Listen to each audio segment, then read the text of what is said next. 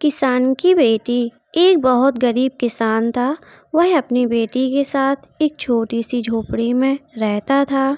उसके पास खेती करने के लिए इतनी कम ज़मीन थी कि उसकी फसल को बेचकर उसे बिल्कुल थोड़े से रुपए मिलते थे। उन रुपए से वे लोग ठीक से खाना भी नहीं खा पाते थे। वह राजा के पास अपनी समस्या लेकर आया। राजा दयालु थे। उन्होंने किसान को अपनी ज़मीन में से कुछ ज़मीन दे दी खेती करने के लिए। उन्होंने कहा, यह ज़मीन तो हमारी ही रहेगी, लेकिन उस पर उगने वाली फसल तुम्हारी होगी। किसान ने राजा को बहुत बहुत धन्यवाद दिया।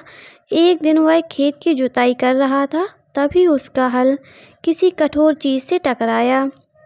उसने वहाँ खोदकर देखा तो उसे सोने की एक ओखली मिली। किसान ईमानदार था। उसने अपनी बेटी से कहा, हमें यह ओखली राजा के खेत से मिली है। जिसकी ज़मीन है उसी की यह ओखली भी है, इसीलिए हमको इसे राजा को लौटा देना चाहिए। किसान की बेटी बोली, नहीं पिताजी, आप ऐसा मत कीजिए, आपको सिर्फ ओखली मिली है। किसान ईमानदार था। यदि राजा ने आपसे इसकी जगह सोने की मूसल भी मांगी तो आप क्या करेंगे? आप इस ओखली को अपने ही पास रखिए। लेकिन किसान को यह बात ठीक नहीं लगी। वह बोला, जो चीज़ हमें मिली ही नहीं, वह मांगने का राजा को कोई अधिकार नहीं है। वह राजा के पास ओखली लेकर पहुंचा, लेकिन दरबार में ठीक वैसा ही हुआ जैसा कि किसान की बेटी ने सोचा था। राजा ने सोचा कि किसान ने लालचवश मूसल अपने पास रख ली है। किसान बेचारा सोने की मूसल कहाँ से लाकर देता।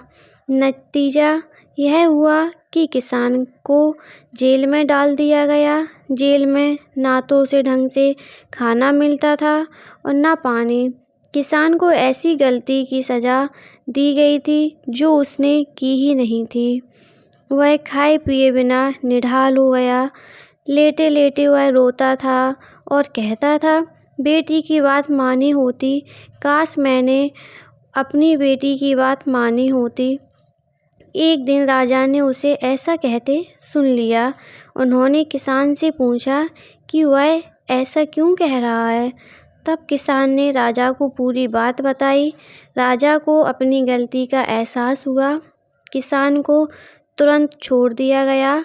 किसान की बेटी को राजा के दरबार में बुलाया। उससे बातें करने के बाद राजा को पता चल गया कि वह कितनी बुद्धिमान है। किसान की बेटी को राज्य के खजाने का मंत्री बना दिया गया।